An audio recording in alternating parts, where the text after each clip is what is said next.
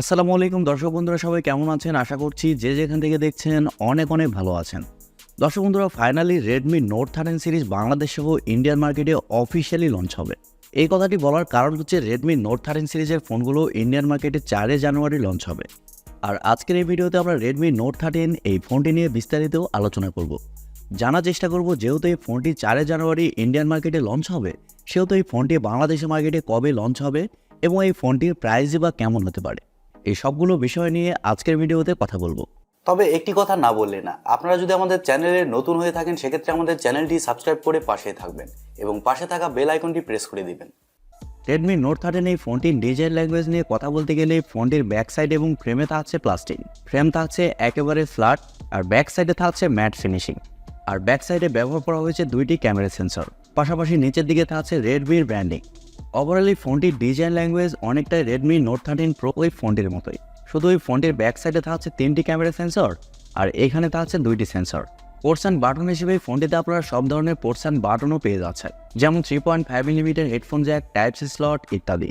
আর এছাড়াও থাকছে air blaster. আর ফোনটিতে ব্যবহার করা হয়েছে সাইড মাউন্টেন ফিঙ্গারপ্রিন্ট সেন্সর, যা যথেষ্ট ফাস্ট এবং অ্যাকুরেট। তবে প্রো প্লাস মডেলে আবার ইন ডিসপ্লে ফিঙ্গারপ্রিন্ট সেন্সর ব্যবহার করা হয়েছে। ফোনটির সামনে আসলে আপনারা পেয়ে যাচ্ছেন একটি ফুল ভিউ ডিসপ্লে, যার উপর অংশে মাঝ বরাবর পাঞ্চলের মাধ্যমে বসানো থাকছে সেলফি ক্যামেরাটি। আর পাঞ্চলের সাইজটাও মোটামুটি ছোট করা হয়েছে, পাশাপাশি ডিসপ্লের চিন এবং বেজেল এরিয়াও যথেষ্ট ন্যারো রাখার চেষ্টা করা হয়েছে। এর কারণে সামনে থেকে দেখতে ওই ফোনটিকে প্রিমিয়াম ক্যাটাগরি মনে হচ্ছে। আর ফোনটি মার্কেটে 3টি কালার ভেরিয়েন্টে পাওয়া যাবে, ব্ল্যাক, হোয়াইট এবং ব্লু। আর অনেস্টলি বলতে গেলে ফোনটির ডিজাইন ল্যাঙ্গুয়েজ খুবই ভালো করা হয়েছে। ফোনটির ডিসপ্লে সেকশন নিয়ে কথা বলতে গেলে ফোনে থাকছে 6.67 ইঞ্চের একটি অ্যামোলেড প্যানেল, যা ফুল এইচডি প্লাসের একটি ডিসপ্লে এবং আরও থাকছে 395 পিপিআই ডেন্সিটি। আর ডিসপ্লের ভালো ব্যাপার হচ্ছে ডিসপ্লেতে ব্যবহার করা হয়েছে 120 হার্টজের রিফ্রেশ রেট এবং 1000 নিটস পিক ব্রাইটনেস। এর কারণে ডিসপ্লের ব্রাইটনেস নিয়ে কোনো ধরনের সমস্যা হচ্ছে না। ইনডোর কন্ডিশন অথবা আউটডোর কন্ডিশনের ডিসপ্লেতে ব্রাইটনেসের ঘাটতি খুব একটা ফিল করবেন না। এক কথায় বলতে গেলে ডিসপ্লেটা যথেষ্ট ব্রাইট হবে।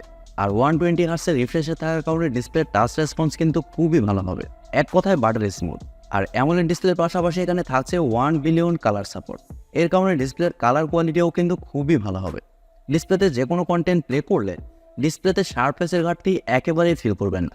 আর সবচেয়ে ভালো লাগার মতো বিষয় হচ্ছে রেডমি ডিসপ্লের প্রোটেকশন হিসেবে ব্যবহার করেছে কর্নিং গরিলা গ্লাস 5।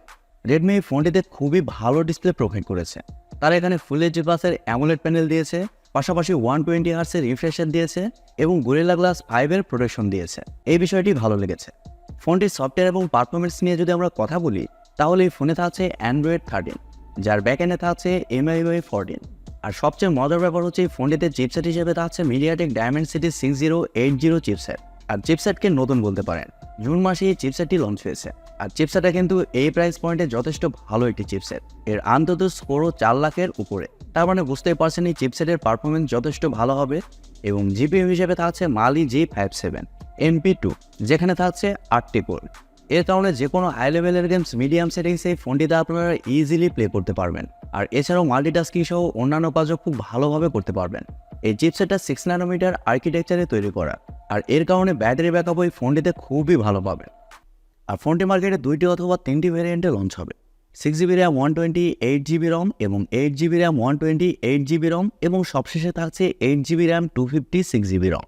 তবে সর্বোচ্চ 12GB RAM ভ্যারিয়েন্টটাও অ্যাভেলেবেল হতে পারে, যার স্টোরেজ টাইপ হিসেবে থাকছে UFS 2.2 এবং র্যাম টাইপ হিসেবে থাকছে LPDDR4X। তবে ফোনটিতে আপনারা মাইক্রোএসডি কার্ড ব্যবহারের সুযোগ সুবিধা পাচ্ছেন না, অর্থাৎ এই ফোনটিতে আপনারা শুধুমাত্র 2টি সিম কার্ডই ব্যবহার করতে পারছেন। যদিও মাইক্রোএসডি কার্ডের সেরকমভাবে প্রয়োজন নেই, তারপরেও অপশান থাকলে ভালো লাগতো। রেডমি নোট 13 এই ফোনটির ক্যামেরা সেকশন নিয়ে যদি আমরা কথা বলি, তাহলে এই ফোনটির ব্যাক সাইডে থাকছে 2টি ক্যামেরা, প্রথমে বলেছি, যার মেইন সেন্সর হিসেবে থাকছে 108 মেগাপিক্সেলের একটি ওয়াইড সেন্সর, যা f1.7 অ্যাপাচার, এবং সেকেন্ডে থাকছে 2 মেগাপিক্সেলের একটি ডেপথ সেন্সর, যা f2.4 অ্যাপাচার। রেডমির এই বিষয়টি একটু খারাপ লাগে। এখানে যদি তারা 2 মেগাপিক্সেলের সেন্সর না দিয়ে 8 মেগাপিক্সেলের একটি আলট্রাওয়াইড সেন্সর ব্যবহার করতো, তাহলে এই ফোনটির ক্যামেরা সেকশন আর একটু স্ট্রং হইতো, আর স্বাভাবিকভাবে ফোনের প্রতি মানুষ ইন্টারেস্টও বেশি হইতো। যাই হোক, ফোনটির ব্যাক ক্যামেরার ফিচার হিসেবে থাকছে এলইডি ফ্ল্যাশ, HDR, প্যানোরামা। আর ব্যাক ক্যামেরা দিয়ে আপনারা সর্বোচ্চ 1080p-তে 30 fps শুট করতে পারছেন। পাশাপাশি ফোনটিতে সেলফি ক্যামেরা হিসেবে থাকছে 16 মেগাপিক্সেলের সেলফি ক্যামেরা, আর সেলফি ক্যামেরার ফিচার হিসেবে থাকছে শুধুমাত্র HDR। আর সেলফি ক্যামেরা দিয়েও শুধুমাত্র 1080pতেই শ্যুট করতে পারছেন। এই ফোনে আপনারা ওয়াইফাই, ব্লুটুথ, জিপিএস এর পাশাপাশি আরও অনেক ফিচার পেয়ে যাচ্ছেন। পাশাপাশি ইউএসবিতে থাকছে ইউএসবি Type-C 2.0। আর ফোনটির ব্যাটারি এবং চার্জার নিয়ে কথা বলতে গেলে ফোনে থাকছে 5000 mAh একটি ব্যাটারি এবং চার্জার হিসেবে থাকছে 33 ওয়াট। আর এই চার্জার দিয়ে ফোনটিকে আপনারা 1 ঘন্টা 10 মিনিটের মধ্যে ফুল চার্জ করতে পারবেন। আর আগেই বলেছি ফোনটির চিপসেট যথেষ্ট পাওয়ার এফিশিয়েন্ট, এর কারণে ফোনটিতে ব্যাটারি ব্যাকআপ খুবই ভালো পাবেন। নর্মালি এই ফোনটি আপনার 1.5 থেকে 2 দিন খুব ভালোভাবে চালাতে পারবেন। আর আপনি যদি হেভি ইউজার হন তারপরে এই ফোনটি আপনাকে সারাদিনের ব্যাটারি ব্যাকআপ দেবে। এবারে কথা হচ্ছে বাংলাদেশের মার্কেটে এই ফোনটি কবে আসছে এবং এই ফোনটির প্রাইস কেমন হতে পারে। দর্শক বন্ধুরা, আপনাদেরকে প্রথমে বলেছি ফোনটি 4 জানুয়ারি অফিসিয়ালি ইন্ডিয়ান মার্কেটে লঞ্চ হবে। আর ইন্ডিয়ান মার্কেটে এই ফোনটির বেস ভেরিয়েন্টের প্রাইস হতে পারে 12 থেকে 13,000 রুপি। আর ধারণা করা হচ্ছে বাংলাদেশের মার্কেটে এই ফোনটি জানুয়ারির শেষের দিকে অথবা ফেব্রুয়ারির শুরুর দিকে অফিসিয়ালি লঞ্চ হতে পারে। তবে রেডমি নোট 13 5G ফোনটি অফিসিয়ালি লঞ্চ না হয়ে রেডমি নোট 13 4G এই ফোনটি দেশের বাজারেও অফিসিয়ালি লঞ্চ হতে পারে। আর দেশের বাজারে এই ফোনটির অফিসিয়াল প্রাইস হতে পারে 19 থেকে 20,000 টাকা, বেস ভেরিয়েন্টের কথা বলছি। তবে আপার ভেরিয়েন্টের প্রাইস আরও একটু বেশি হতে পারে। সো এবার আমাদের দেখার পালা রেডমি নোট 13 সিরিজের ফোনগুলো বাংলাদেশের মার্কেটে কবে এবং কেমন প্রাইস পয়েন্টে লঞ্চ হয়। প্রিয় দর্শক বন্ধুরা, এই ছিল আজকের ভিডিওটি আপনাদের কাছে কেমন লেগেছে কমেন্ট করে অবশ্যই জানাবেন।